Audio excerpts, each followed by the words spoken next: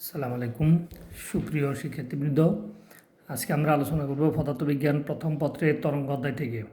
তরঙ্গ অধ্যায় থেকে আজকে আমাদের আলোচ্য বিষয় হচ্ছে দশা পার্থক্য এবং পথ পার্থক্যের মধ্যে কি সম্পর্ক স্থাপন করা।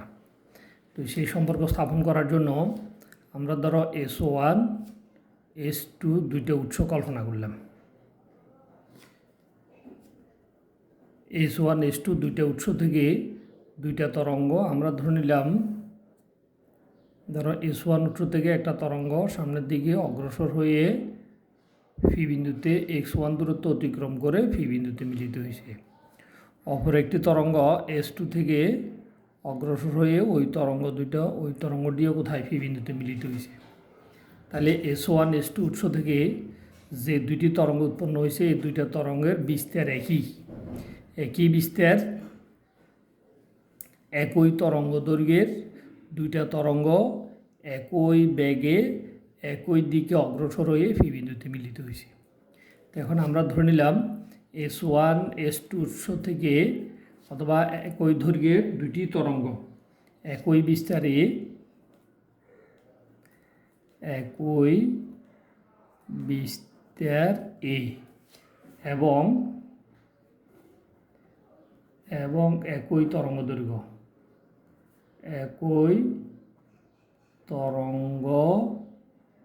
দৈর্ঘ্য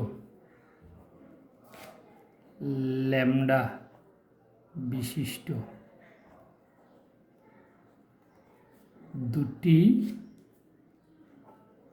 দুটি তরঙ্গ বি বেগে একই দিকে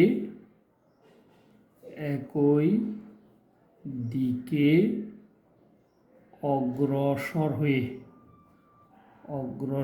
হয়ে ফি বিন্দুতে মিলিত হয় অথবা উপরিপাতিত হয়। দেখো S1 S2 দুটো উৎস থেকে যে দুটো তরঙ্গ উৎপন্ন হয়েছে ওই দুটো তরঙ্গের বিস্তার একই বিস্তারে এবং দুটো তরঙ্গের তরঙ্গ দৈর্ঘ্য একই, সেটা হচ্ছে ল্যামডা, এবং তরঙ্গের বেগও একই, তরঙ্গ বেগ হচ্ছে ভি বেগে একই দিকে অগ্রসর হয়ে ফি বিন্দুতে মিলিত হয়েছে। তাহলে ফি বিন্দুতে S1 তরঙ্গের অতিক্রান্ত পথ দূরত্ব হচ্ছে x1, x2 তরঙ্গের ফি বিন্দুতে মিলিত হয়েছে পথ দূরত্ব হচ্ছে x2। এখন আমরা যদি বলি টি সময় পর S1 তরঙ্গের সরণ, টি সময় পর S1 তরঙ্গের সরণ,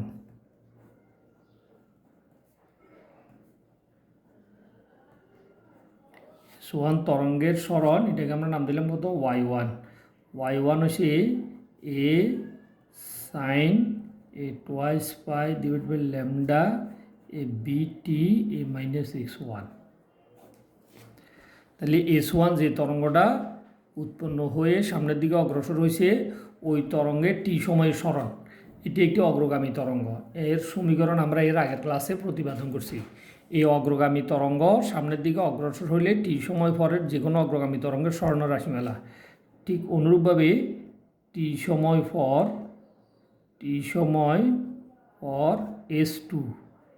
S2 তরঙ্গের সরণ, S2 তরঙ্গের সরণ কত হবে? S2 তরঙ্গের সরণ হবে y2 সমান কত? y2 সমান a sine a twice pi divided by lambda a bt minus x2। কারণ এই তরঙ্গটা S2 উৎস থেকে এই বিন্দু থেকে উৎপন্ন হয়েছে এবং সেও কোথায় ফি বিন্দুতে গিয়ে মিলিত হয়েছে। তাইলে এখন আমাদেরকে মাথায় রাখতে হবে এই রাশিটা, আমি দেখো কলম দিয়ে বক্স করে দেখাচ্ছি। এইখানে এই রাশিটা হচ্ছে দশাকোণ, এইখানে এই রাশিটা হচ্ছে সাইনের সাথে যে কোণটা আছে এই রাশিটা হচ্ছে দশাকোণ। তাহলে এই দশাকোণ যেহেতু তরঙ্গ দুইটা ভিন্ন স্থান থেকে উৎপন্ন হয়েছে, অতএব তরঙ্গ দুইটা ফি বিন্দুতে মিলিত হলে তরঙ্গ দুইটা দশাকোণ ভিন্ন হবে। এই ভিন্ন দশাকোণ একটা থেকে একটা বিয়োগ করলে যেটা আমরা পাবো এটাকে আমরা নাম দিয়েছি দশা পার্থক্য। তাহলে S1 তরঙ্গের দশাকোণ হয়েছে twice pi divided by lambda bt minus x 1, এটা হচ্ছে S1 তরঙ্গের কি দশাকোণ। আর এটা হচ্ছে S2 তরঙ্গের দশাকোণ টি সময় পরে, একই সময় পরে। তাহলে এই দুই তরঙ্গের দুইটা দশাকোণের মধ্যবর্তী বিয়োগফলের নাম হচ্ছে দশা পার্থক্য। তাহলে দশা পার্থক্য এটাকে আমরা যদি ডেল্টা দিয়ে প্রকাশ করি, তাহলে দশা পার্থক্য ডেল্টা সমান, এখানে দেখো টোয়াইস বাই ডিভাইড, যেহেতু দশাকোণের বিয়োগফলের নাম হচ্ছে দশা পার্থক্য।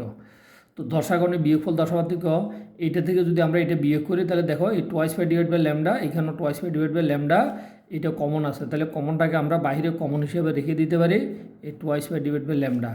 আর এখানে দশাকোণ হচ্ছে এই বিটি মাইনাস, এখানে x1 বিয়োগ করলে এটা মাইনাস বিটি হয়ে যাবে, এই মাইনাস মাইনাস এটা প্লাস হয়ে যাবে, এটা হয়ে যাবে x2। তাহলে এটা হচ্ছে দশাকোণের বিয়োগফল, এই বিয়োগফলের নাম হচ্ছে দশা পার্থক্য। এখন এখানে দেখো বিটি বিটি বাদ যাচ্ছে, তাহলে twice by divide by lambda, আর এখানে আছে কত দেখো x2কে আমরা আগে লিখলাম, x1কে আমরা পরে লিখলাম। তাহলে দেখো এটা হচ্ছে দশা পার্থক্য, তার মানে দশা পার্থক্য x2 মাইনাস x1, এটা হচ্ছে পথ পার্থক্য। তাহলে দশা পার্থক্য সমান আমরা লিখতে পারি এই twice by divide by lambda into এটা হচ্ছে পথ পার্থক্য। তাহলে এই পথ পার্থক্যকে আমরা চাইলে যে কোনো একটা রাশি দিয়ে কী করতে পারি, প্রকাশ করতে পারি। তো এটাকে আমরা চাইলে ডেল এক্সও ধরতে পারি, ডেল এক্স না ধরলেও তোমার কোনো সমস্যা নাই। তাহলে আমাদেরকে এটা মাথায় রাখতে হবে যে দুইটা তরঙ্গ যখন একই বিন্দু থেকে একই সময় উৎপন্ন হয়ে যখন একই দিকে অগ্রসর হবে, তখন ওই দুইটা তরঙ্গের যে সমীকরণ দুইটা দশাকোণের বিয়োগফলের নাম দশা পার্থক্য। এই কথাটাই তোমাকে ভালো করে মনে রাখতে হবে। এটা যদি ভালো করে মনে রাখতে পারো তাহলে এখান থেকে আমরা অঙ্ক করতে পারবো। তাহলে আমরা অতএব লিখতে পারি এ দশা এ পার্থক্য, এই দশা পার্থক্য সমান এই twice by divide by lambda এই গুণন পথ পার্থক্য। এখন এই পথ পার্থক্য দশা পার্থক্য, এখন আমরা যদি বলতে পারি দশা পার্থক্য পথ পার্থক্যের সাথে সমানুপাতিক, তার মানে কোনো একটা তরঙ্গের পথ পার্থক্য যত বেশি হবে দশা পার্থক্য তত কী হবে, বেশি হবে। আবার কোনো একটা তরঙ্গের দশা পার্থক্য ওই তরঙ্গ দৈর্ঘ্যের ব্যস্তানুপাতিক। তার মানে তরঙ্গ দৈর্ঘ্য যদি তরঙ্গের পরিবর্তন হয় তাহলে দশা পার্থক্য কী হবে, পরিবর্তন হবে। কীভাবে পরিবর্তন হবে, ব্যস্তানুপাতে পরিবর্তন হবে। এবং এই সমীকরণটা হচ্ছে সবচেয়ে বেশি ইম্পর্টেন্ট, এটা তোমাদেরকে একদম ভালো করে মুখস্থ মনে রাখতে হবে। এই সমীকরণটা ভুলে গেছো, এই অধ্যায়ের ম্যাক্সিমাম অঙ্ক করতে এই সূত্রটা সাহায্য লাগবে। এখানে ল্যামডা হচ্ছে তরঙ্গ দৈর্ঘ্য, আমরা যে তরঙ্গটা ব্যবহার করছি ওখানে যে তরঙ্গ দৈর্ঘ্য, আর টোয়াইস বাই তো ধ্রুব সংখ্যা, এটা আমরা জানি x2 মাইনাস x1, এখানে যে আমরা লিখছিলাম x2 মাইনাস x1, এটা হচ্ছে পথ পার্থক্য। তাহলে এটা আমাদেরকে বুঝে ভালো করে মুখস্থ মনে রাখতে হবে। ধন্যবাদ সবাইকে।